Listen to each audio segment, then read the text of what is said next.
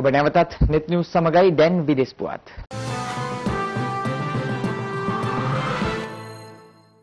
ඉරාකයේ අනාගතය එරට ජනතාව අතට පත් කිරීමට ඇමරිකාව විශේෂ කාර්යභාරයක් සිදු කළ බව ඇමරිකානු ජනාධිපති බැරක් ඔබාමා පවසනවා. ඔහු මේ බව පැවසුවේ ටෙක්සාසයේ හමුදා කඳවුරක පැවති උත්සවයකදී. ඉරාකයේ සිට ඇමරිකාව බලා පැමිණි බටපිරිසක් පිළිගැනීම සඳහා එම උත්සවය සංවිධානය කර තිබුණා. එෙහිදී වැඩිදුරටත් අදහස් දක්වමින් ජනාධිපති ඔබාමා පවසා සිටියේ ඉරාකයේ නිදහස පතා කළ ඇමරිකානු අරගලය අවසන් වී ඇති බවත් ඉරාක ජනතාවගේ ආරක්ෂාව යලි ඉරාක හමුදාව අතර පත්ව ඇති බවයි.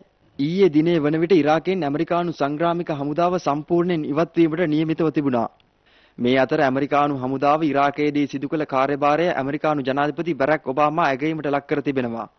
මෙම සංග්‍රාමික බලයණිවල අවසන් බලයණියද නියමිත දිනයට සතියකට පෙර ඉරාකයෙන් ඉවත්ව ගියා.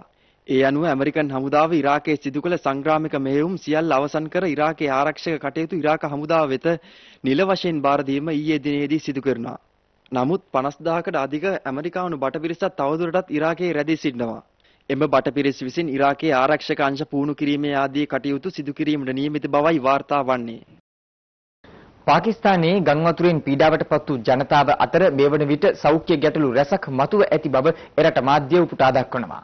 පාකිස්තාන ගංවතුරෙන් විපතටපත් ජනතාවට කඩිනමින් ඖෂධ ආහාර අවශ්‍යව ඇති බවයි ඒජන්සි වාර්තා පවසන්නේ. විපතටපත් ජනතාව අතර මේ වන විටත් බෝවන රෝග පැතිර යාම නිසා විශාල පිරිසක් එම රෝගවලට ගොදුරුව සිටිනවා. විශේෂයෙන් කඳවුරු ආශ්‍රිතව විශාල පිරිසක් එක්ක වාසය කිරීම හේතුවෙන් බෝවන රෝග ව්‍යාප්ත වීමේ අවදානම වැඩි වී තිබෙනවා.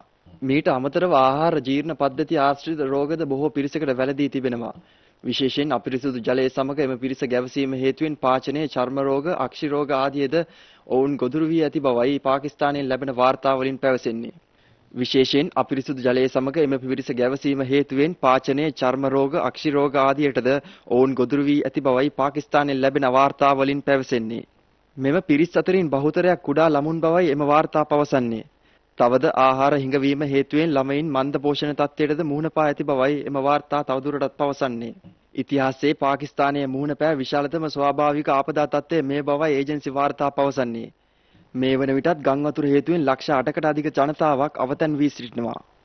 ඒත් සමගම අප යලිත් කෙටි විරාමයක් ලබා ගන්නවා. මේ විරාමයෙන් අනතුරුව ක්‍රීඩා පුවත් බලාපොරොත්තු වන්න.